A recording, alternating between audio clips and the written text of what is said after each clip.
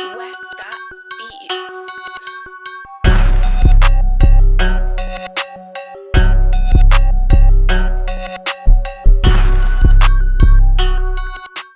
going on? It's your boy Mike Flamez. I'm here with episode 22. I brought my boy with me. I'm going to talk a little about him. This is DJ John Phenomenon. He also is a part of the, if you want to tell him about it, give it a shout out to... Shout out to my baby, Shawanda Spider Johnson. Talking to the mic, young man. Fame Studios, Shawanda Spider Johnson. Shout out to my baby. On Spider's 3D Complex, 2610 Central Avenue, where it's a multiplex of dancing, vegan cafe, recording studio, and a boutique. So come check us out. That's what's up. So I brought John on here for a couple reasons. He's a good friend of mine. I talk to him all the time. He's actually one of the people that told me I should do some shit like this. So he's part of the reason why I do shit like this. So if you don't like my shit, come see me. Yeah. Some people will mistake him for Sleepy Brown or Suge Knight, but he's vegan, so he's not either one of those. I've been called Suge Light here recently. Yeah. Whatever you want, Bob. Whatever you want. So, before we get into some of the things we already said we was going to talk about, we'll get to that. But I want to let these people know some of your background of DJing. Because essentially, that's how I met you as a DJ. He did Industry Assassin 1, 2, 3 alongside DJ Logical. Rest in peace. Rest in peace. And yeah, we've been good friends for probably 10 plus years. I don't know exactly how many, but I met him through, he knew who I was, and then he was also doing a showcase. Show?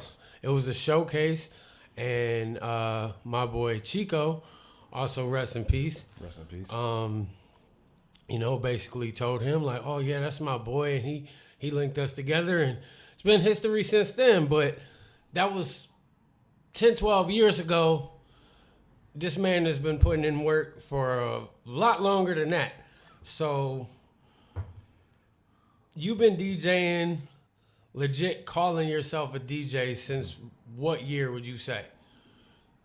Were you actually like prepared to do at least a party at minimum or a club night? At about 15 years old. 15. And I'm Speak up. I'm a lot older than that now. I ain't gonna say my age, but I'm proud of my age. I'm 42 right now. So since I was 15, I was DJing, and before that, I was in the bedroom. How old? 4, 1, 2, 3, 4, and 2. So like 24 backwards. So I'm pretty old. Yeah. In hip hop years, if there's such a thing. Not doing too shabby. A little bald on top, that must suck. I wouldn't know what that's like. No, I'm just playing. So you said 15. So what year was that? Ooh, I didn't do the math. Let me see if was that 80s? Is it still in the 80s or no? Early 90s? Early 90s. Yeah. Early 90s. Yeah. So tell me about your first actual DJ experience. You might not remember the very first one because I know how that is. People always tell me about my first performance. Like, when was the first time? Well, I did a fucking talent show in junior high. But I really don't. I remember that, but I don't remember that. But what's like the first party or club night that you did and you was proud of yourself and you knew that this is something that you wanted to keep doing? Tell me about that. Well, it started out, early like 14, 15, somewhere in there for family. Cousins, little cousins, big cousins, and hey, DJ my party, and I pack up all my little equipment that I pieced together and DJ their party. So went from there. Was it like family friendly music? Was it a little mixture? Mixture? A little mixture. But prior to that, though, I studied. I would go to parties. What kind of tables you have at that time? At that time, I had, they were Techniques, but they weren't 1200s. They were like the lower level Techniques with the pitch was a roller instead of a slide. Explain that, because I don't even really, I know what it is, but Yeah, the on Technique 1200s now there's a pitch slide that you could raise and lower the pitch, but on the older ones that weren't 1200s, there's you change the pitch with a roller in front of the table instead of a slide on the side of the table. It was interesting and very difficult, but you got to do what you got to do in those days, So at that point in time, it definitely wasn't no laptop or Serato or tractor or nothing like that that you could hook up to. So you still had to carry the vinyls. You still had to carry the records around. What was that like? It was horrible. Did you have somebody to help you or? No, nobody helped you back then. I mean, you might, if you had a friend or something, hey man, get you in the party free, you carry my shit, that type of thing. But it was hell. You had to load your car up with all these crates. The turntables were heavy and these big ass cases. Everything was difficult. So you're lugging at least 300 pounds of shit every party, at least. Easy. So on an average, like from the gigs you started to get into from there, on average, like let's just say like a club night or a party that is going to be a little more exclusive than normal, how many records do you literally think that you'd bring? So I'm always curious about shit like that because I seen your record collection. Obviously, they don't see it, but he's got a lot of fucking about 400 records. Say 100 so per that's crate. how many crates? About 4 crates, like, at least. Like milk crates? Yeah, 4 crates. Tim, you could fit 400 in them? 100 per crate, about. Damn. So what was your first big event? Like something that you was like, I got to have my shit together. A club. It was a club. Shout out to DJ J-Rock. What up? He said, John, man, I got a club if you want it. DJ Keith Success don't want to do it no more, and you could start right away. So I was like, man, I don't know if I'm ready for that. How old do you think you were at that time? I was a fresh 19. So I did the club, and I was horrible. Horrible as in like booed horrible? No. Just fucked up to myself. I knew I couldn't mix. I could scratch my ass off because that's all I did in my bedroom all day, every day. But I couldn't really mix that well. I studied. I would go to parties as a youngster and watch, J-Rock and Keith Success, Kosh Boogie, those guys. I would study them. And those are all DJs in Toledo, Ohio, where we're from. Right on. Because I know a lot of people don't watch strictly from my city, but those are very popular, well-known DJs where I'm from. Right. My bad. Right I on. didn't cut you off. No, you good. So I would watch these other DJs here locally, and I would study them. And J-Rock, gave me some really good pointers, helped me out a whole lot. And then from there, I got a lot better. And then I went to other clubs. And I was in the club circuit for a while here locally. Have you ever did any have you ever been the main DJ for an artist that's like a bigger artist, that tours nationally, like a household name type of person? Well, that's funny you mentioned. I went on tour with you, Michael. And appreciate that. Well, we went on tour. That was very difficult. I tell people about that all the time with MGK and those guys. Dubbo and damn, the guy from Detroit. Say It Ain't Tone. Say It Ain't Tone. Yeah, it was on. I was like, say something. Right. I didn't want to say it wrong. And that was a great experience. It was interesting. A lot of hard work. We grinded it out. Shout out DJ Scholar for putting me on with that. Oh yeah, DJ Scholar. Shout out to Scholar. That smile, that upside down frown. That's my dude though. Yeah. So then I toured with Spider Shawanda. We toured, and what other tours? Done so much work. But I man. mean, did you ever actually get to do like a household name set? Because the way a lot of shows are done now. No, I don't think I have. Never did them? No, I don't think so. So What time do you remember, like the age of like it going to more people hooking up to laptops and there being software for turntables?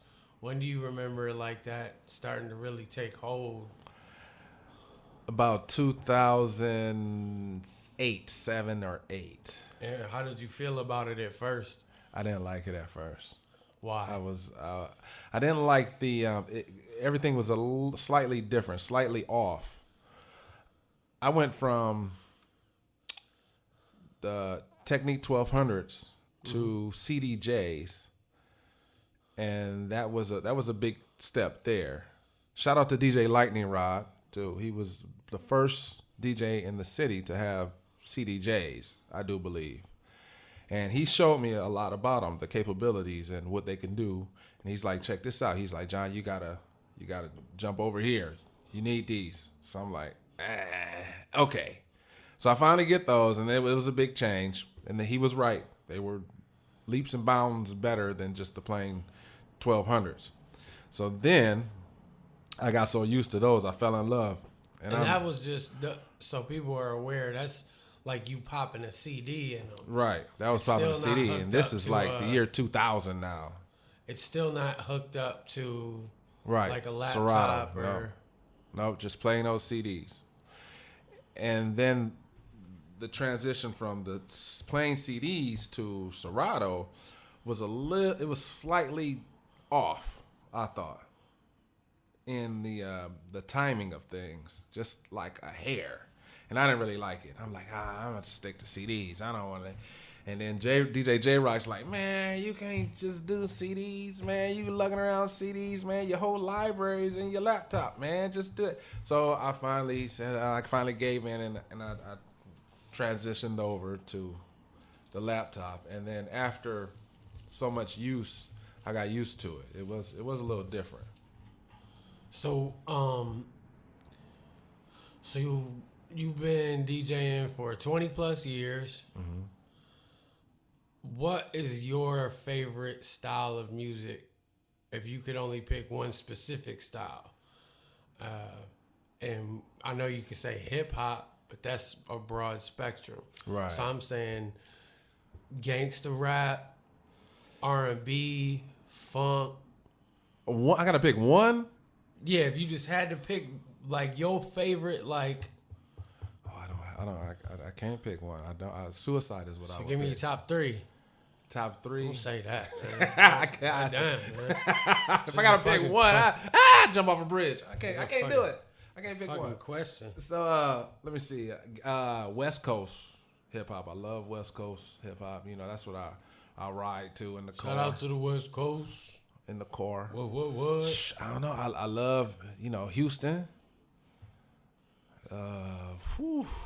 Like what kind of Houston? Like older Houston? Older Houston, like Scarface, Slim Thug. Well, he's my UGK. He's my generation. UGK is before him for sure. And then what else? I love neo soul for real. Which I just say soul. I like soul. There's no such thing as neo soul. Technically, it's all soul. But I love what they refer to as neo soul. That's what I rock out to, on my regular. So even me as of recently, just because when I hit 30, I told myself, if I didn't, make it, quote unquote, I wanted to keep building my skills in hip hop and as a musician. So I purchased some turntables. I've had them for about 4 or 5 months. I'm getting pretty good, at least, for what I think. But there's a lot of DJs out there watching this, I'm sure. What kind of advice would you give as far as someone starting out that has their equipment already, but they don't know how to network as far as like social media, because there's so many DJs out there now. Why would you go to someone with no experience or that you've never really heard of when there's you, the lightning rods, the one times, the, everyone that's names already out there. My advice would be to brand yourself and create your own lane. You don't have to worry about anybody else. Don't worry about what anybody else is doing. Pay that no attention. Just brand yourself. Don't limit yourself. Don't put yourself in a box or a category. See, but unfortunately, we live in a society where people are fucking stupid. So when you say brand yourself, I need you to expand on that. I need you to open that case up and be more specific, because some people really just don't fucking know. Right. You are a business. So you treat yourself as if you are McDonald's or if you are a Starbucks. Your logo, your advertising, your marketing. Do marketing research and target your audience, the audience that you prefer to target. And don't limit yourself. Try to keep a lot of clean music, because that's better for business if you're going that route. If you choose to go other routes and you just want to be known in your neighborhood or in your city, or you could do whatever's appealing to that crowd, but target your audience accordingly and don't limit yourself. It's good advice. And just to add to it, business cards, flyers. A lot of people think them physical things don't matter as much as they used to because we have the internet. That's completely false. I'm telling you right now. He's wearing a shirt, something he's a part of. You know what I mean? I got my brand on me. It's important to have that, because people will be like, what the fuck is that? Well, and especially if they brand see support. Especially if they see a couple people wearing it in the spot. Right. And then it leads back to you. You have a couple of your homies that, think you're a good DJ, or, an artist, really any business in general. Mm-hmm. You know what I mean? If you can just get, the people that you go out with for the night, hey man, throw one of these on. And I'm telling you right now, if they won't do that for you, those are probably not your people like that. I'm not saying that, they're going to want to wear that shit every time, because they might have some fresh shit that they couldn't wait to wear. But if motherfuckers won't put your brand on, what do they really think about you? So that's something to keep in mind. And last question I want to ask you before we get into some other shit, because we all got them, whether you want to admit it or not. What will be your biggest regret as the DJ? Something, if you could go back and tell yourself just one thing. I got a few. Just one. I really got two. I got two major regrets that of DJing, but they kind of go hand in hand. Make sure you speak up. All right. Number one would be I'll say number one would be the company you keep. Hey, that, like I said, that applies in all fields. The company you keep. Especially, not to cut you off, I'm sorry, but especially as a DJ, if you're doing clubs. Because a lot of motherfuckers fuck with you because you're the DJ. Mm-hmm. Once you stop doing that club that's popping, you're going to see a lot of them motherfuckers don't hit you up, don't hit you back. Yeah. The company you keep is, man, as a DJ, you're going to see more snakes and fakes. And, your dog going to turn into a snake. It's just, horrible. Yeah, that would be one of the biggest regrets, that I fought myself for putting people in my circle. I don't fault the people. A snake is going to be a snake. But putting these people in my circle has been detrimental to a prosperous career at times. And then number two is limiting myself. I limited myself a lot of times. I got comfortable. So I got comfortable. I'm like, I like this. I'm in the hood. They feeling me. Blah, blah, blah. Write that down, though, because you got to Right. I know what that means, but break that down. Oh. Be more specific as to exactly what was happening. Well, I was doing a lot of clubs like in the hood, and I was the man in the hood, But I limited myself because the hood really don't have no money like that. You know what I'm saying? You know what I'm saying? They'll put you on the throne and hold you up in the sky in the air, and you feel like the man, and that throne can feel real comfortable.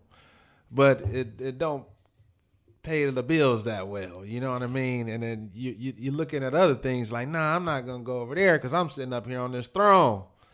You don't want to lose the spot. Yeah, you don't want to lose the spot. So you're like, nah, I don't want to go out of town because I'm sitting right here on this throne. And then years later, I find out, man, should have went out of town. I should have stayed out of town. I should have did things. I should have branched out a lot harder. Took more chances. So now I'm doing that, but I'm like, I wish I would have done it 10, 15 years ago. You know what I'm saying? Oh, yeah. Right. And I'm going to ask you one more question because when I first was leaving, thinking of the thought of DJing, I didn't know how exactly to choose what turntables to buy, what equipment I should buy, as far as everything, what exactly do I need, because I don't know what the hell I'm doing.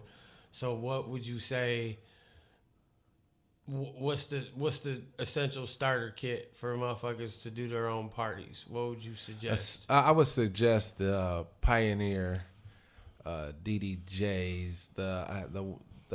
I don't know the exact series, but it just has the 2-channel mixer. That's what someone starting out should get. Cool. If you looking for John Phenomenon, you can like his page on Facebook, DJ John Phenomenon. Instagram. DJ John Phenomenon. You tell him. Facebook, Instagram. Ain't your manager, motherfucker. John Clark on Facebook. That's my governmental. Like a Clark bar. My governmental John Clark. But on Instagram, I'm DJ John Phenomenon. My Instagram be popping after, shaking hands and going out of town, pretty much. Yeah, he was on Empire one time. Yeah, in the background. I've been on Empire a few times. Been on a few TV shows too. I'm getting into acting now. So I've been on Empire, The Shy. Right now, I'll be on the next episode of Bigger, which is on BET Plus. So check me out there. And I've been doing what else? A few acting gigs. I got one coming up where they're gonna shave my beard off. So you'll see me without my beard soon. But they're paying for it, so no complaints. All right. Well, that's dope. I gotta salute that. Shout out to you, Mike, for getting into the DJ thing. A lot of people get boxed in and think it ain't enough money, but there's plenty enough money for everybody. Do Right. your thing. If everybody was a DJ, there'd still be enough money. I just have a lot of connects because of what I did with rap and how many people I know already. So, fortunately, my Rolodex is still pretty packed, and I can find things to do. But yeah, so there's some other things we're gonna talk about too. Right on. Right after this short break, bitch. Ha ha ha ha.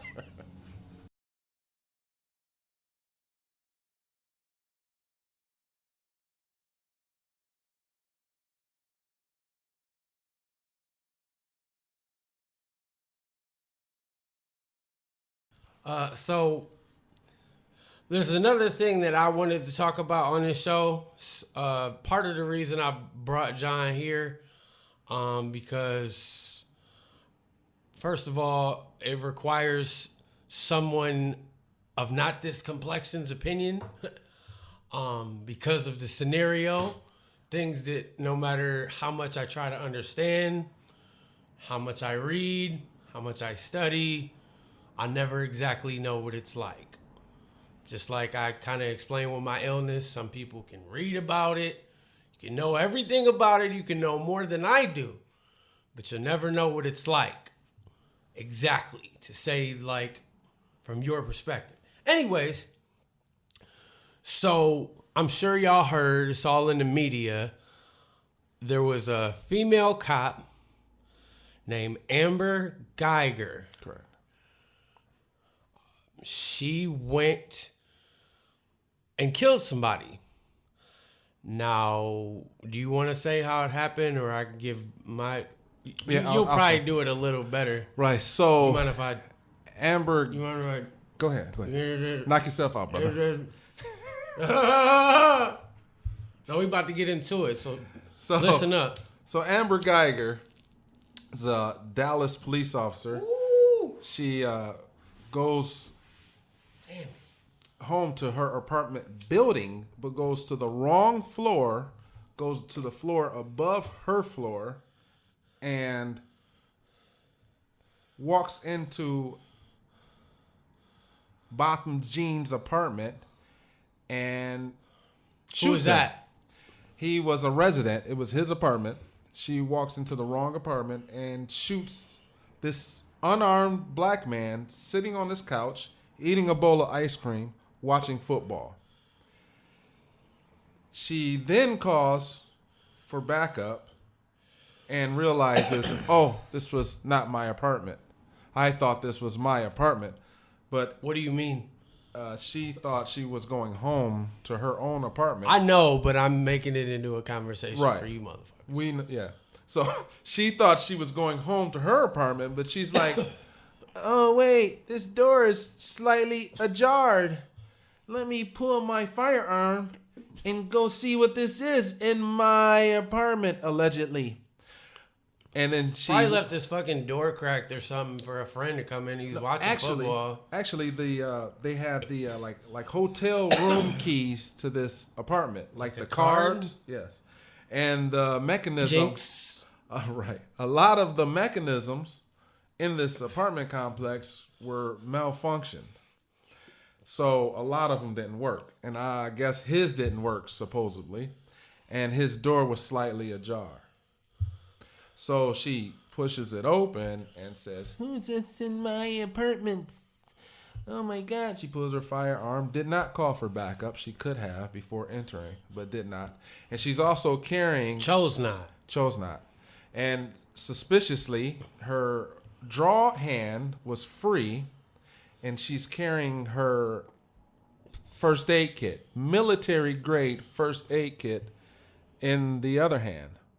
So she draws her firearm, walks into the apartment, sees what she explained as a shadowy figure, and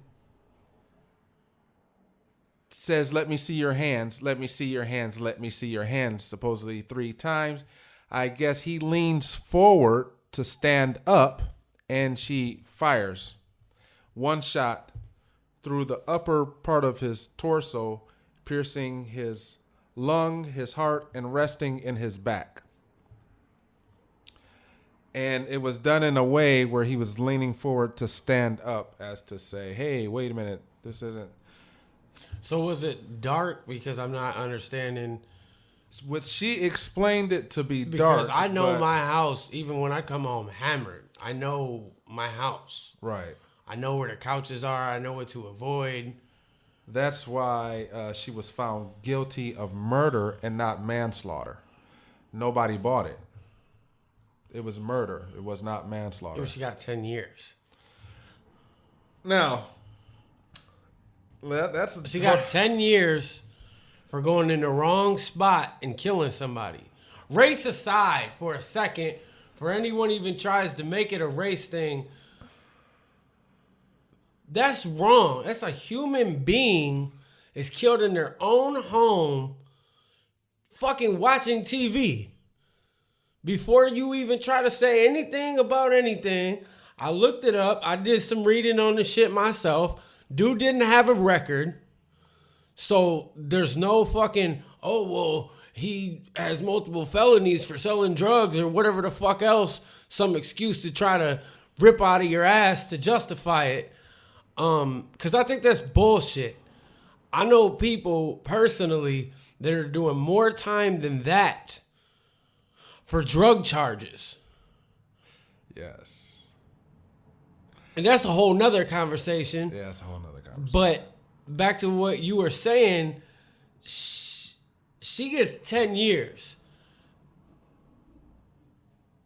for murder. Murdering somebody in their own home. I don't know how you can justify that. Whose fault do you think that is, though, Mike? Who do you fault for that? The justice system, period. No, the justice system, I think, did their job on this one. The justice system. 10 years? No. Oh, let me explain. Let me explain. I think the prosecution, they did not seek a lesser charge of manslaughter. They sought out murder. The jury, they did their job with the conviction. But this is where it gets shaky. To me, my blood pressure went to 1,000 when I found this out. At the sentencing or during the trial, the brother takes the stand and publicly, the brother of the victim, I'm sorry. He takes the stand and publicly, the guy who was murdered. Yes, the victim that was murdered. His brother, his 18-year-old brother takes the stand and says, I love you. I don't want to see you go to prison. I don't think you should go to jail. I forgive you. Can I please give her a hug? Please. So I'm like, what the fuck? So, I mean, to most people say, well, he just didn't wanted to forgive her and forgiveness is in her heart. Well, that's fine, but publicly you send a message. For that to have been done publicly was very damaging. So he runs out, gives her a hug. And the funny thing about the hug, the bailiff was not as trusting. The bailiff's looking at him like, let me make sure you're not about to do something. As he should have. But it's funny that he just wanted to give her a hug. Side note, if anything ever happens to me outside of a true accident, not someone accidentally walking into my house thinking it was theirs and shooting me, but if somebody's ever convicted of murdering me, and any of you motherfuckers hug them, or your first thought in fucking court while they're still fucking their case is being fucking talked about and they're not even sentenced yet, and you're worried about forgiving them for you, Ooh, yeah. I'm going to haunt the fuck out of you.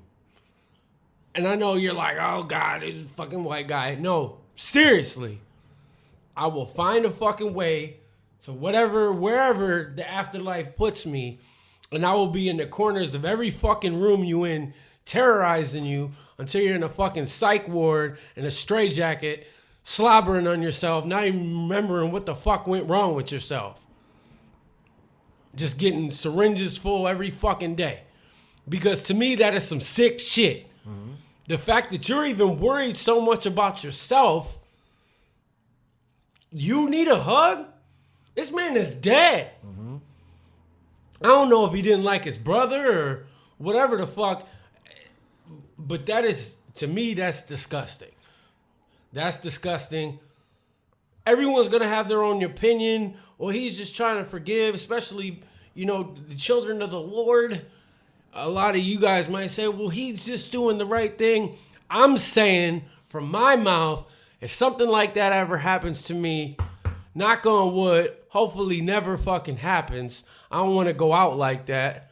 But don't say nothing positive to a motherfucker who killed me in court. Don't show any fucking remorse. That's disgusting. Go ahead, finish what you were saying. Yeah, so she's a real live murderer. And the brother wants to hug and forgive the murderer of his older brother. Black people, or melanated people globally, I believe, are psychologically damaged severely due to white supremacy globally. That was a sickness. He displayed mental illness in my eyes. So, not only that... break that down. Break that down. Which part? What do you mean specifically? Well, I think So he has a mental illness because of white supremacy? yes. I do. And for some of this, just so y'all know, I'm not stupid. I'm just playing dumb to kind of carry the conversation. I believe the planet Earth is dominated globally by white people. And this is due to power. It's a power dynamic. They want to own and control all of the resources of this planet for financial gain and genetic gain. Once races were created, they determined, well, we have to be on top globally. We have to dominate. We have to own and control the resources of this planet for financial gain. And this has created a snowball construct that forever going, and it's forever damaging. So explain what, I get your point, but explain what you mean by saying that in the realm of what he did. What he did was out of psychological damage. Is he sees her, the white woman, as greater than himself.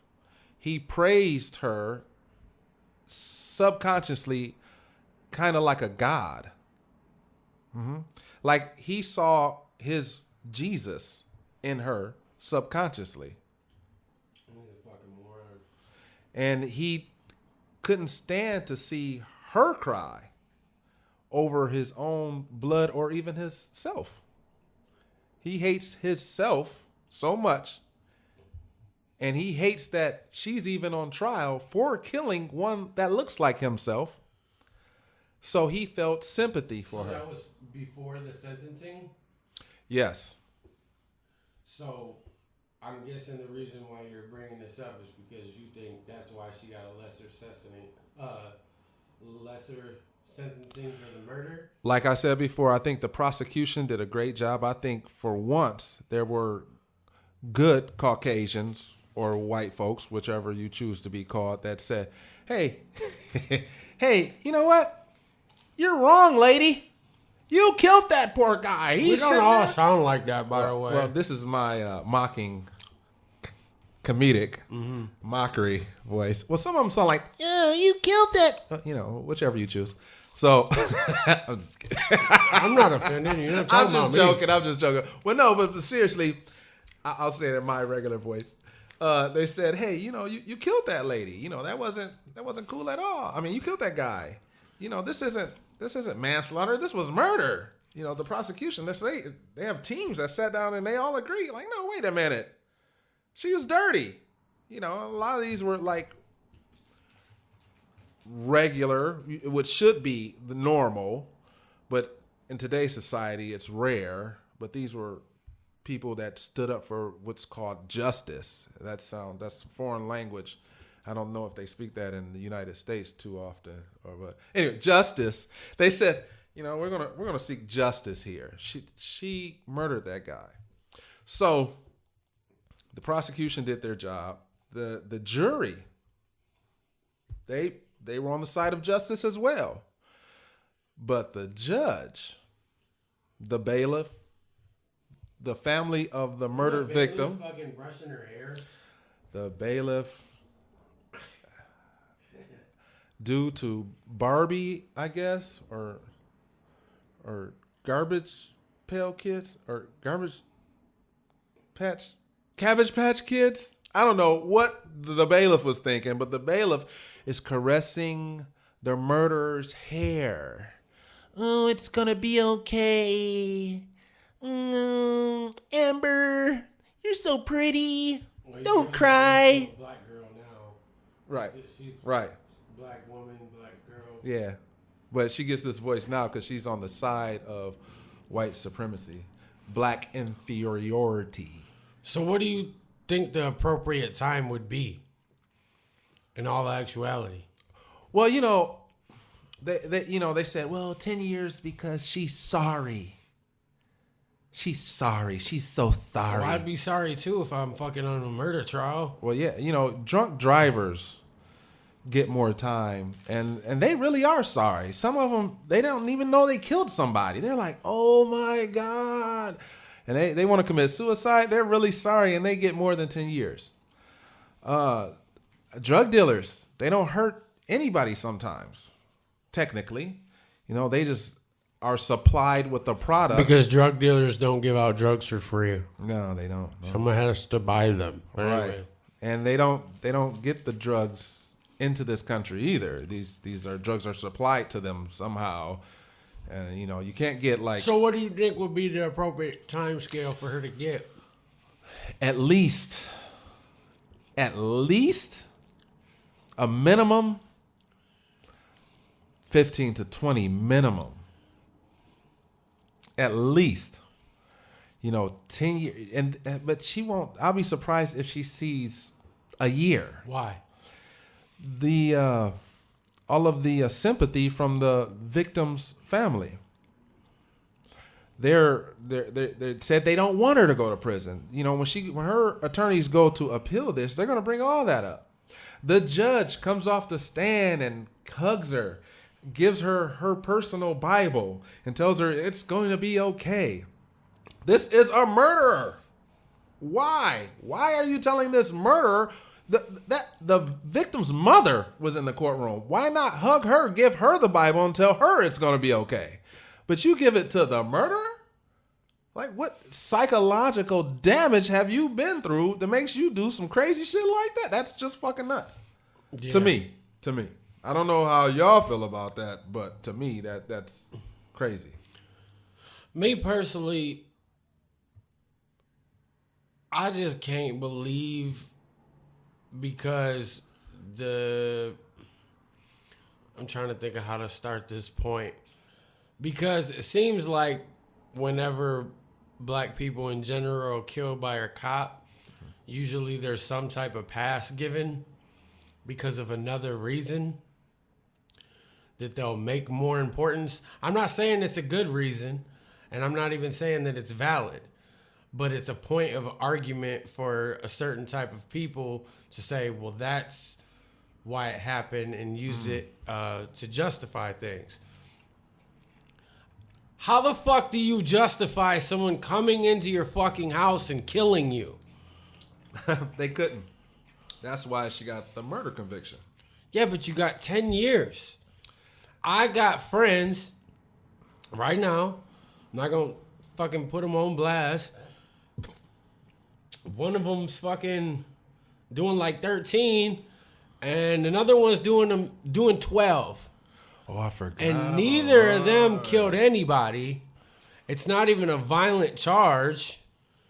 I mean, one of them could be considered violent because there was threats involved, but a threat and a bullet through your fucking heart is a big fucking difference in that. Because I'm sure a lot of people have made threats, empty threats, things they weren't going to follow through on. Not saying that. What I'm saying is, they dropped the ball as a whole because they know the media is going to be all over this. So in my personal opinion, it's happening for one or two reasons.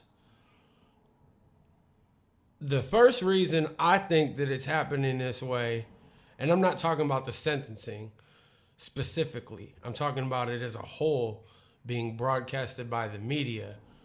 I think it's to try to send a message to everybody that this is how it is. Right. Yeah, that's a very good conjecture.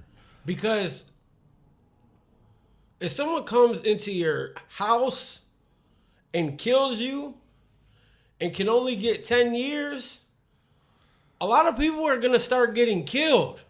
Right. If that's what we're doing. Because I'm sure there's a lot of people with some stuff on their heart where if they know they would only have to do 10 years to get somebody out of there, they'll do it right fucking now.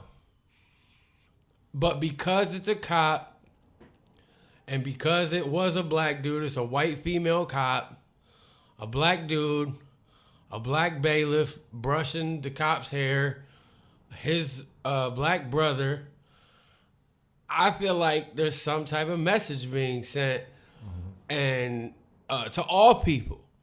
And I think the message, as a white guy, what you get out of that, see, I'm a different type of person. I grew up in a mixed environment, so I don't see a lot of things how some people who don't have a lot of white friends, or, excuse me, don't have a lot of black friends that are actually really their friends, like call them up all the time and just ask them what the fuck they're doing because they want to kick it. I'm not talking about because they go to the gym together or they work together or they went to school together. I mean, like people that visit your home and know your family and friends, good friends.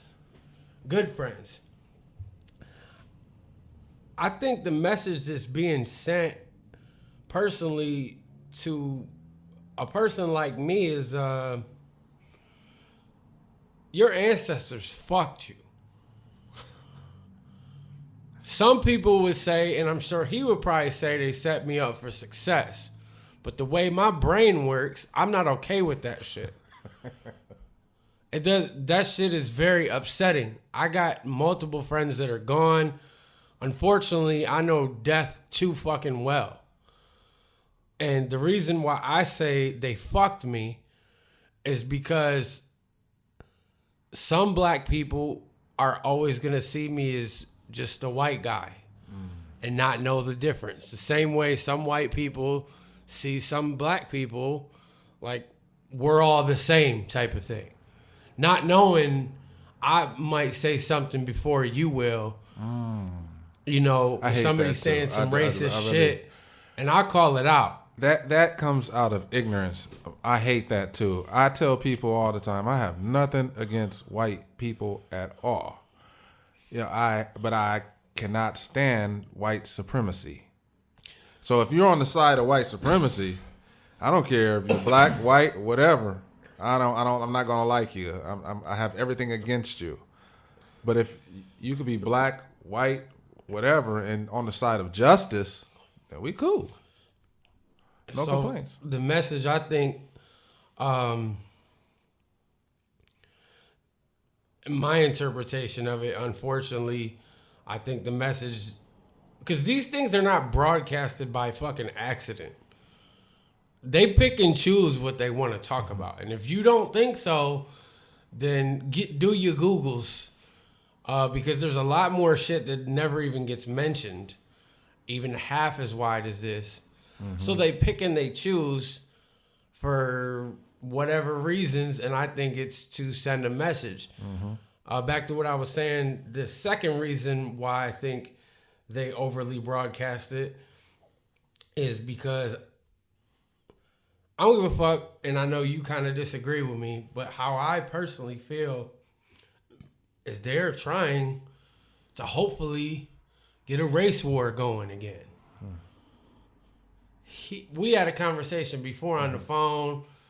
You don't think it's going to happen on the extent of what because I was saying I won't be surprised, you know what I mean, if a group of black people got together and went on some vigilante type shit. No, it never happened. Eventually, because if it was the other way around. Oh, it would happen, yes. But I think black people are so psychologically damaged that a number of vigilantes coming together and doing something like that is slim to none. But we are already in a race war. A war is based on deception. And when you kill someone with impunity, which has been going on for the past few years, kill a race with impunity, that's a war. So, but as far as the vigilante thing coming about, I can't see it happening. Where I'm from, it's a mixed environment. The neighborhood that I lived in is pretty mixed. It's pretty 50-50. Black people, white people, Mexican people. I mean, you got Asian people, you got Arabic people. You know, the list goes on. I'm not trying to leave anybody out, but you get what I'm saying. And I've watched serious shit happen just where I'm from. And shit go from here to here, you can't even see it. in seconds. Now you have all these things going on where it seems like white people are getting passes on black people being killed.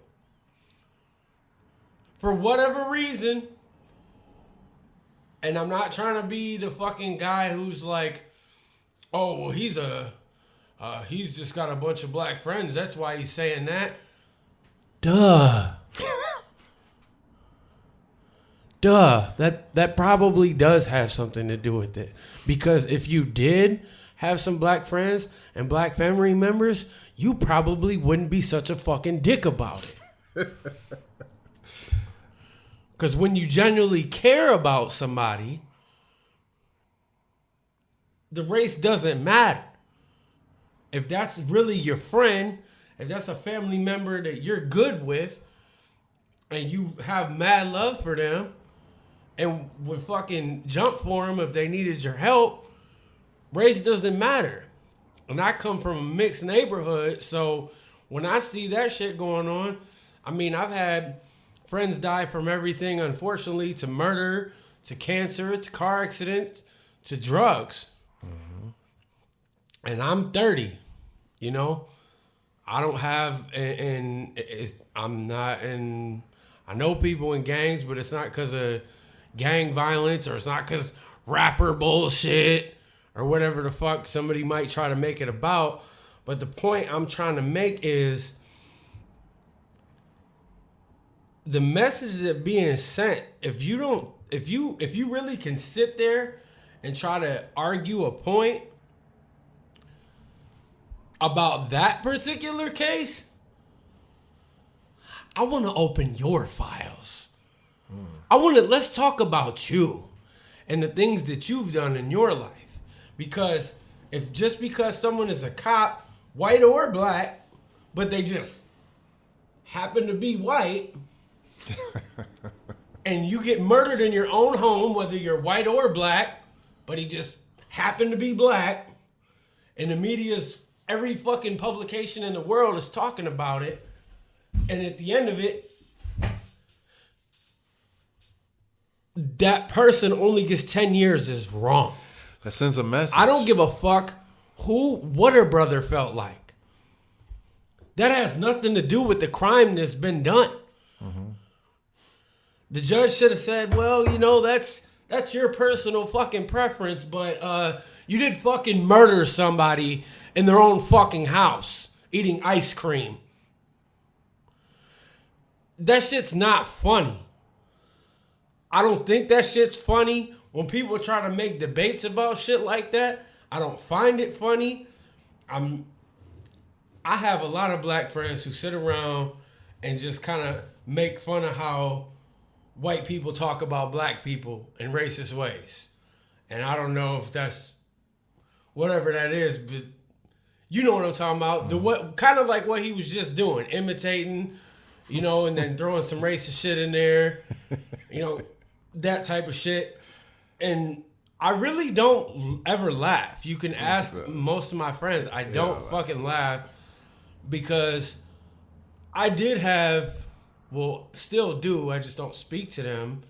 But on my mom's side of the family, some of the older people, one of my uncles particularly was definitely racist. Very frequent with the bullshit. You know what I mean? And like I said, I've came up in a mixed environment, so it didn't really make sense to me. You know, nobody really explained it, and my parents just told me it was wrong. But they didn't really fill me in enough, maybe because I was younger. Things are different now. There was no internet at the time. You know, I couldn't just look something up if I was interested and get a full understanding of something. And I was pretty shy when I was younger, but my point is, one of my uncles and one of my grandfathers, my mom's dad, they weren't too fond of fucking anybody that wasn't white.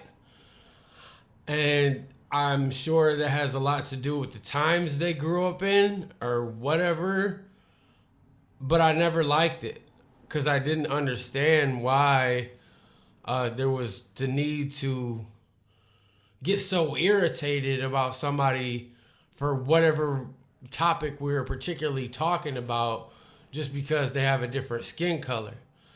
And then as I got older and, you know, I've watched some movies and shit, like I remember fucking in 8th grade, our social studies teacher, who came off to me pretty fucking racist, played us Mississippi Burning. Mm-hmm. If you don't know what that movie is, it's fucking sad. So it's about civil rights movement, racist shit. Okay, I don't want to get too far away from my point, but and then I slowly started learning. I was like, okay, and I can only speak for my 30 years of life. But you look at the NBA, you look at the NFL, the majority of our sports, hip hop's popular, you know, shit. Even Hendrix was a beast in the rock, you know, blues and the list modern goes culture. on. What I'm saying is a lot of our celebrities and people that we look up to and we enjoy their talents and what they bring to the world, but then we hate them too. Because there's people, this kind of goes into and I'm not trying to keep jumping all over the place, but I guess I'm just kind of getting it out to say my point. Like, okay, you make it like about the Colin Kaepernick thing, and because he kneeled for this type of shit, okay? Right. And essentially gets blackballed, or they say on fucking First Take all the time, whiteballed, because he stood up for something. And it's like, I don't understand how you can watch football, buy these motherfuckers jerseys, wear the teams, knowing that it's mostly fucking black people. NBA is mostly fucking black people. Those are our two most popular sports. Not knocking on the other ones. But those are, when you say in the United States, that's probably our top sports. And then probably NASCAR and NHL and baseball. But I know at least for the last 10 years or so, NBA and NFL players are on more commercials. Mm-hmm. They're on more endorsements. They're in music videos with people. And the point that I'm trying to get to this is, how can you enjoy essentially what these people do, but you hate them too? Right. So then that makes me think about treating someone as less than a human, because the only thing you can really compare that to is how, like a fucking, and no disrespect, but like a fucking elephant at a carnival, or a fucking, because you enjoy the fucking elephant. But that's funny that you say that, because in American history, they did use black people in zoos and carnivals. So if anyone could put in the comments why, give me a good fucking reason on why that cop only got 10 years, I'd love to fucking hear it. And I will inbox you back, and I'll call you on the next episode, and we could talk about it. If you actually got a valid fucking point to make me be like, oh, I didn't look at it like that. But don't be surprised if I tell you you're a fucking moron if you don't have your shit together. This shit's not funny. I mean, it was murder. It was not manslaughter. I don't find it funny. Right. I don't like it. I get tired of it. Right. I get tired of the constant back and forth. I get tired of people offending it. I get tired of black people thinking that all white people are the same. Right. Because this shit happens, so this type of shit is brought up on me. And you can't blame people that don't know better. So, because it's like when I was young, so let's say you're a black guy and you don't really have any white friends. White people who've never really been nice to you. You're going to look at me just like the dude that'll call the fucking cops on you for your music being too loud. I don't give a fuck. I'll knock on your door and be like, yo, bro, can you cut it down a little bit? I'm trying to get some rest. You know, there's all kinds of different people. Not all black people are the same. Not all black guys are the same. Not all black women are the same. Not all white guys are the same. Not all white females are the same. But for some reason, they're pushing an agenda to make it look like we're all the same. When you compact it, in my personal opinion, if you don't fucking make it into paragraphs, essentially that's what they're doing. They're saying these people are more valuable than these people. It's to keep people in line. And what does that mean? That means that's value. Everything comes back to value. Put fear in them. Yeah. Yeah. Keep them in line. I do believe that. So what do you think about... I just... Fuck it. Fuck all that. So we already agree on that.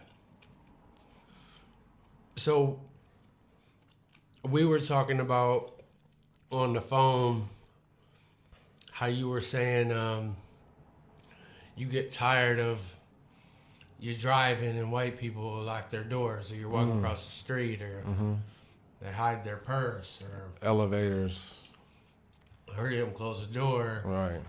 Or don't want to get on it with you. The whole the purse thing is hilarious, because you could be in a police station with say a racist white supremacist female, and she will still clutch her purse. Does she think you're really going to steal it, or is that subconscious?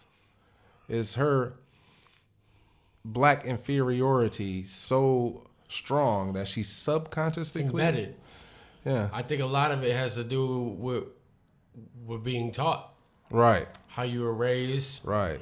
Because like I television, said, radio. My parents never fully explained it to me, but they made clear that it was wrong, and they better never fucking hear me talk like that, or I'll get my ass whooped. It's embedded. You know what I mean? But right there, this is the foundation of America too, though.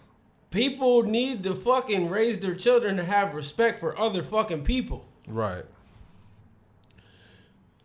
I mean, I believe in respect who respects you, but also in the same sense, until that person disrespects you, there's no need to disrespect them. And I feel like if you raising your kids to be hateful and talk about races of people, we all know the racial slurs. I don't have to fucking say them for you. But if you even use that type of language around your child, don't ever get mad if something happens to them from another race. Don't ever get mad. I think what you just said goes deeper than... Well, I know that, but I'm just talking about from now forward. Mm-hmm. It's all deep. Mm-hmm. It's all goes back to fucking before we was born. Right. It goes deeper and deeper. Yeah. The foundation of this country. If you are a white person and, you know, maybe you don't have black friends like that, but you do think that it's wrong, there's a good documentary called The 13th. It'll educate you on a lot of things, to how a lot of things were set up, you know, to, you know, essentially erase the term slaves and replace it with criminals. And that's a whole nother conversation. But you watch that, and from there, you know, depending on how you feel, your mind will take you in places if you care to investigate. Or if you have the opportunity, watch the Hidden Colors. But it kills me how people won't let their kids cuss, but then they'll talk that kind of shit in front of them. That's crazy. Now, I don't think there's nothing wrong with black people, especially raising black men, you know, to inform them of the unfair ways that they might succumb to, because the way shit's set up, I don't think there's nothing wrong with that, because that's as simple as, you know, everything else. I mean, you don't fucking... Would you want to just send your kid out into the wild with nothing? No, you'd want to give them some fucking tools to give them to help them survive. So I don't think nothing's wrong with that, as long as there's no hate being involved. Right. And depending on their age, you know, how much you really explain to them. But I feel it definitely would be necessary. You know what I mean? It definitely would be necessary. But I don't understand. Back to what I was saying. I don't understand how people can keep debating shit like this. And then, I'm not racist, but... and let's be clear. Everything just after butt because is you bullshit. don't walk around saying the N-word with an ER at the end every 20 minutes doesn't mean you still can't be racist. It's all about how your mind projects things.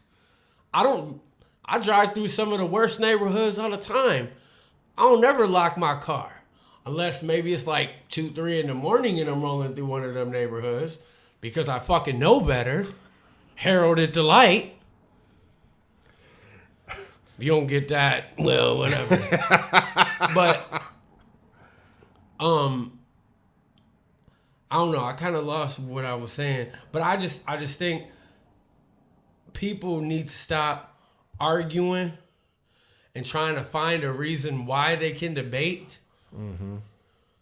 And just look at it for what it is, man. Because if it happened the other way around, you'd be fucking disgusted. Yeah, that's a big part of you. Reverse things and look at it. I mean, I think most people were told treat people how you want to be treated. Right. I wasn't raised the best. But honestly, I think got fucking morals and I know how to treat people. Some people want to Treat people I'm uphold cool uphold white supremacy so bad that they'll reverse it and still find a way to try to justify it to fit their purpose. Some of y'all out there, y'all gonna do that. I already know. Okay, look, okay, he's white and the black cop comes in. She thought it was her apartment, bro. And if anyone wants to try to say, well, because she's a cop and 10 years is still a long time, no, it ain't. Not to take somebody's life. Let me explain something to you. One of my best friends was murdered in 2013. It ain't even been 10 years yet. I still break down about it all the time. Because that was my boy. That dude had friends and family, I'm sure. It wasn't like his bitch ass brother. Sorry, that's my opinion. You're watching my show, so I'm going to give my opinion. I think that's the wrong thing to do. If he felt like that genuinely, then he should have left it out of the fucking courtroom. And he could have went up to her outside. They're going to see each other in the hallway. They don't walk out different exits. So he could have went outside and said that shit. Now, my point is, it's been 6 years. It's about to be 7. And my shit is destroyed from losing my friend. And if you think in 3 years, I'm going to get over it, I'm not. I've accepted that my friend is gone. I accepted that I can't call him. I can't kick it with him and all that. You know what I mean? The obvious things of when somebody dies, but I can promise you that hurt will always fucking be there. And for somebody to only get 10 fucking years? 10 years! But then they'll give a fucking, a drug dealer, damn near 20 without even thinking twice about it. Because the amount of weight that he held.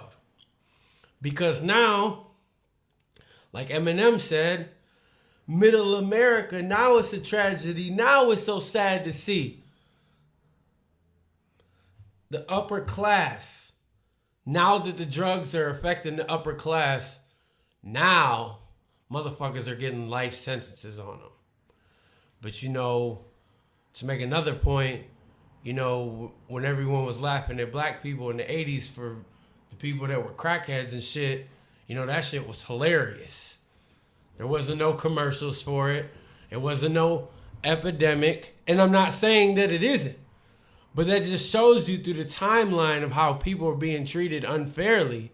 So now, because it's pills and heroin, you know, it's more important than what that did to families. I mean, I guarantee somebody fucking watching this show is still affected from what them drugs did to their family. It gets to the point where it's so unfair from a standpoint of just like, are you kidding me? So I guess, like, I get why sometimes people laugh, but the white people who don't feel like, you know, debating about it and think that it's wrong, you know, start speaking your mind. You know what I mean? Start telling people, you know what I mean? Don't be like that. Don't say that shit. The fuck is your problem? Or do them a real favor and take them to a hood spot and say that shit again. I like that. That's funny. Or to wherever those type of people would be, because it's not just black people that have to deal with that. You know what I mean? Arabic people get it. Mexican people get it. For all types of reasons. Donald Trump. 9/11. You know, it just seems like it can't ever be the white person's fault. When it comes to these things that the media blows up so big. Have you ever noticed that? Bill Cosby's in jail right now and Harvey Weinstein isn't. And they did the same shit.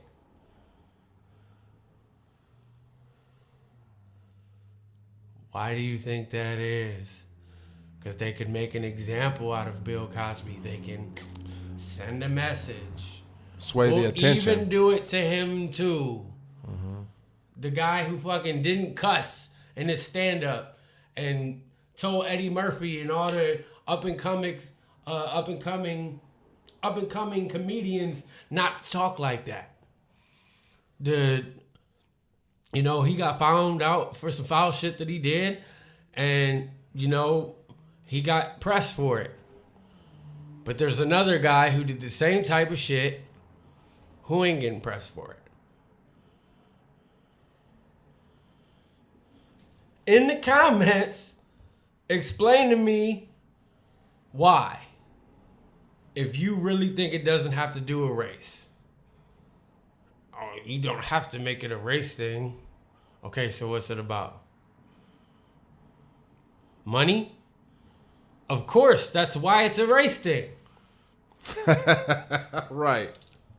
It's the same thing.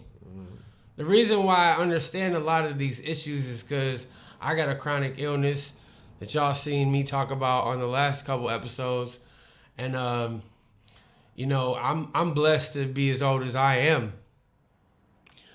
My medications are ridiculously expensive. And the same people in control that make those type of decisions are the same type of people that say it's okay for us to times 10, times 7 the cost of your medicine so you can live. See, if you don't have anybody that has a chronic illness or never had cancer or never had a real problem happen with their health, you don't understand. But see, I deal with it constantly.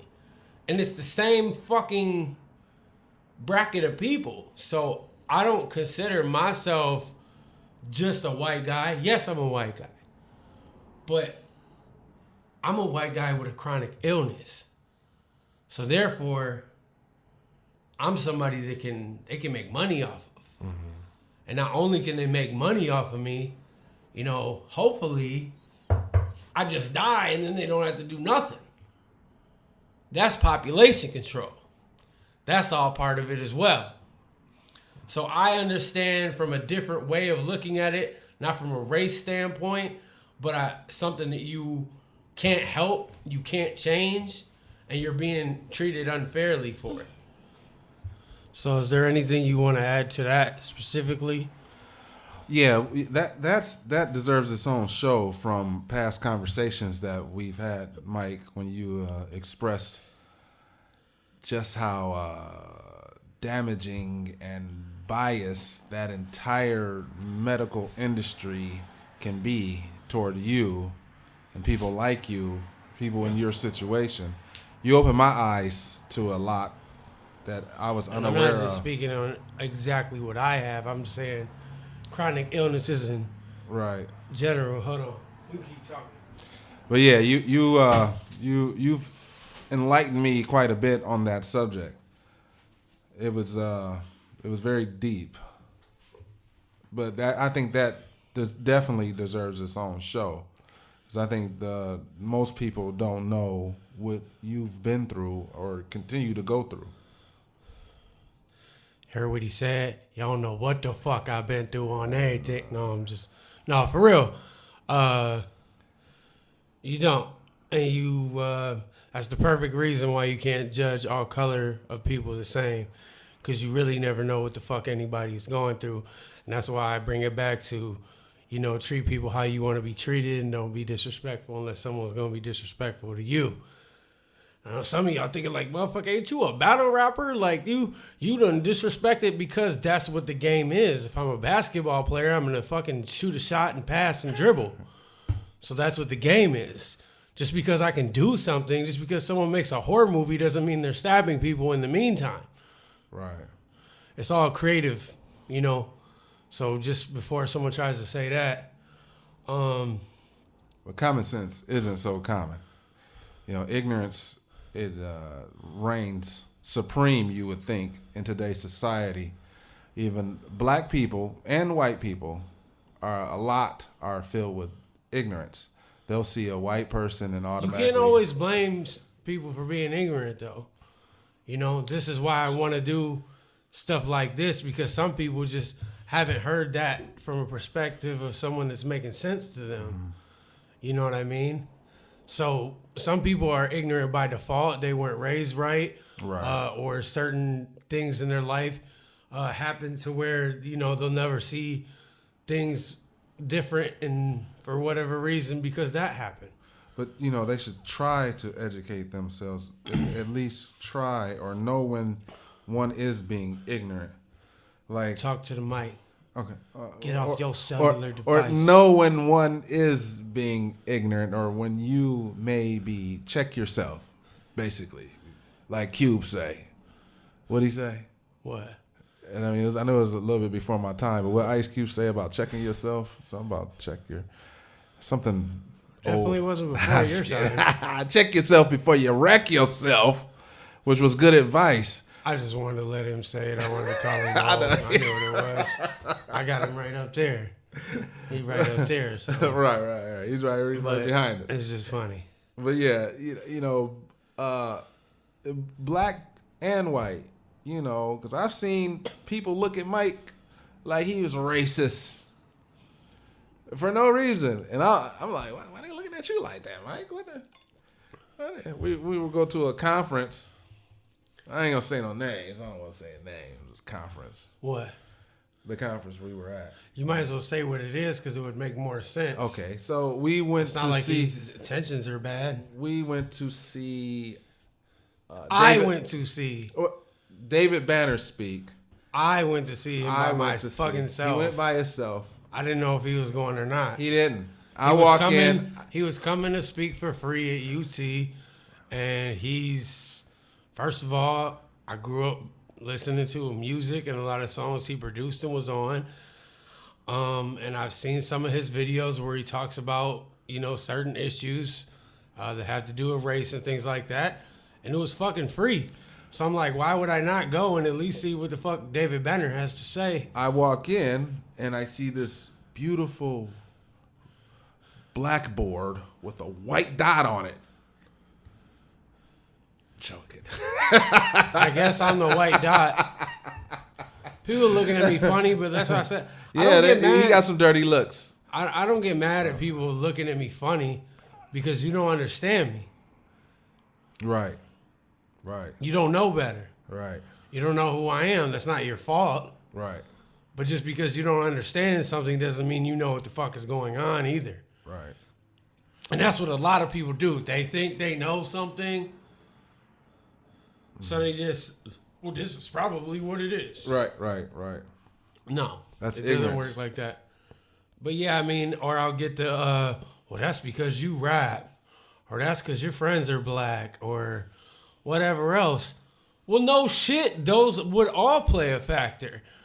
If your fucking dad is fucking a KKK member, we would understand why you're racist. But there are some rappers that are racist, though. Well, I'm sure. Right. I'm sure. I mean, dude, I'm sure in every fucking field of life, there's fucking, because people aren't honest, people aren't genuine. Right. You know what I mean? At the end of the day, I wouldn't get mad at a black dude saying to me, I don't really fuck with white people. As long as, you know, it just stayed like that. As long as he didn't disrespect me, because I understand why somebody might say that. You know what I mean? I'm not sitting to fucking argue with you and explain to you my life story and do a whole episode for you in person, you know, to try to change your mind. Maybe if the moment's, you know, the moment calls for it, or I got some type of respect for you or mutual friend, maybe, but for the most part, you gotta kind of understand where people are coming from after a while. Nobody's stupid. So I think you could understand why a black person like that, that black guy doesn't like any white people. Well, why do you think that is? I mean, Roll out the scroll. there's a lot of reasons why, maybe, you know? So I get it. I'm not going to get bent out of shape. And as far as the other side to that is, other white people don't need to get bent out of shape or think that I don't like white people because I say this type of thing. That is so far from the truth. And you really have to do a lot of not listening to the shit that I be saying if that's what you get out of what I just said. Well, if you watch this episode and you feel like, because I wear a chain and I rap and I got a grill, that I don't like white people, if that's what you get out of that, I'm not sitting here in a fucking dashiki shirt bowing down to him fucking like... We're having a fucking educated, intelligent conversation. I think a lot of people, Mike, they see either white supremacy or black supremacy, but that isn't the case. There's white supremacy is what we live in today, but what it should be is justice and not black supremacy. Black supremacy is just as retarded or ignorant, I should say, as white supremacy. But it's about justice, and they don't see that you don't have to be either one and you can stand for justice. So they may say, oh, you just like black people. You hate white people. That's not the case. Yeah, I agree. So I say you can't just judge people off a couple comments that they make unless they're like flat out saying some racist shit. But you can't just judge people because you think you know who they are. Right. Because you went to school with them, or, oh, he only fucking DJ clubs in the hood. What does he know? You know, like, I don't want that fucking guy at my bar. He might have the exact playlist all your people want to hear. Mm-hmm. But people are so caught up in, you know, what hip-hop has done to people that they think that automated. Like, if you're deep in hip-hop and you're white, you're with them. I'm telling you. Because that's how I get talked to. Like, I'm fucking, you would think, like, selling these raps was selling crack. I mean, I get why you think it would be, because this shit is fire. But what I'm saying is, they look at you like you fucking, like you're a terrible fucking person. And it's not just because they don't like the music. It's because of the lifestyle, the imaging, you know, what they see with it. And what they see, is rich black people showing off a lot in hip hop.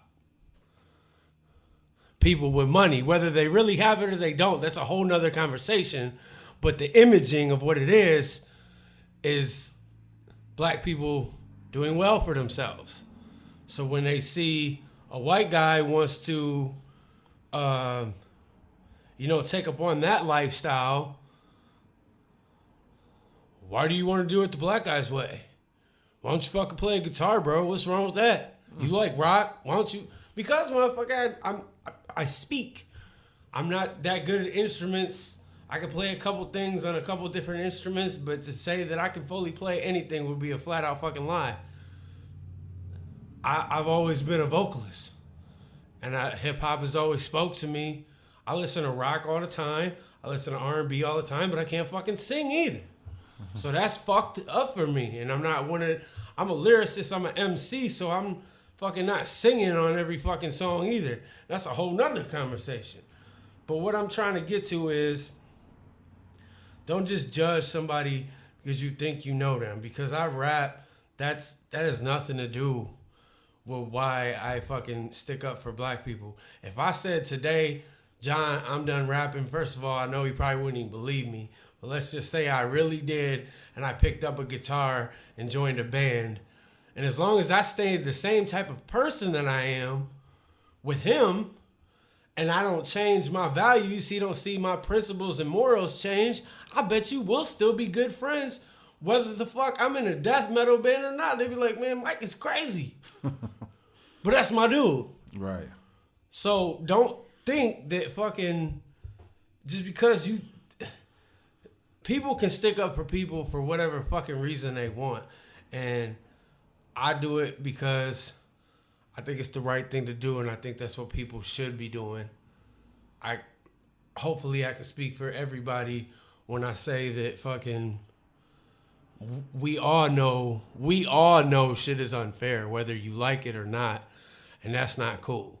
Because if the tables were turned on you when your family has the chronic illness, or they get treated less than a human because they're not white, because they're Mexican, or they're Arabic, or they're black, or Asian, or whatever it is, or because they got a criminal history, so all of a sudden that means your life is lesser value, whatever the fuck it's based upon.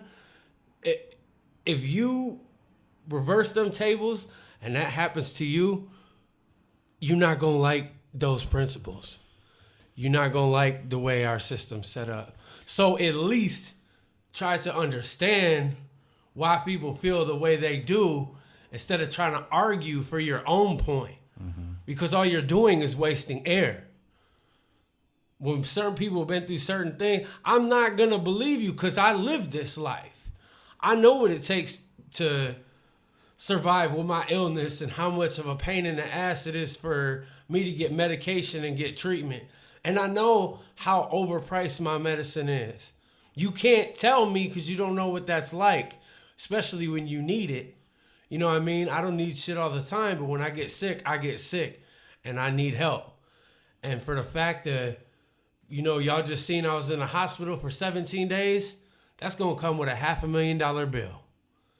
Now tell me why that costs $500,000. Exactly. Because it's lucrative. And it all revolves around money. That's why they say money's the root of all evil. So I know we've chopped it up about many things. Rest in peace to Joshua Brown, too. We forgot to touch on that. He was a witness who spoke against Amber Geiger at her trial. He was murdered after her conviction. Yeah. Murdered after her conviction. I bet you they won't have that all over everything for some reason. Joshua Brown. Rest in peace. That will not be top shelf media. Rest in power, my brother. Rest in power, because he risked his life speaking on the side of justice and was murdered shortly after. Rest in power, my brother. Yeah. Rest in peace, definitely. Shout out to the family of all these people that this unfair stuff happens to, from just whatever the principles are. A sick person is victimized because they're a different color and they're treated less. When those type of things happen to you, those alter your fucking mind and you get a little smarter, usually. If you at least want to do better going forward. And if you don't take the lessons that you learn, you're never going to advance. So I'm just going to wrap this up because we done talked about. Yeah. So anything that we talked about, him or me, because I can always bring him back whenever, this is my dude, like I said, DJ John Phenomenon. You can follow him on Facebook with a like page, John Clark. It's his government name. And he's on Instagram and all that. So check him out. But yeah, anything that you really feel that you could give me a strong argument and something that I can't, like, you just flat out think that I'm wrong, share this video. And I know it's going to get a lot of different opinions, this show. But just before you... Oh, no. We got like seconds. CNN's Think about about to it. cut us off right now. Wouldn't that be fucked up if they did? But it's my show, so I say whatever I want.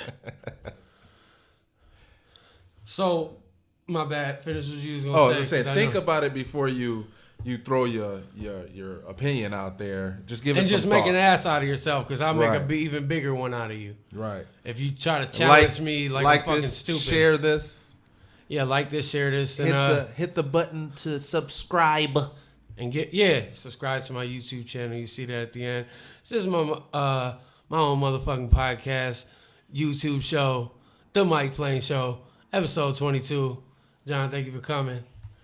Appreciate you, dog. And share this shit. Hopefully, don't none of y'all have a fucking argument for me, because I don't really think there is a good one. Prove me wrong. Peace.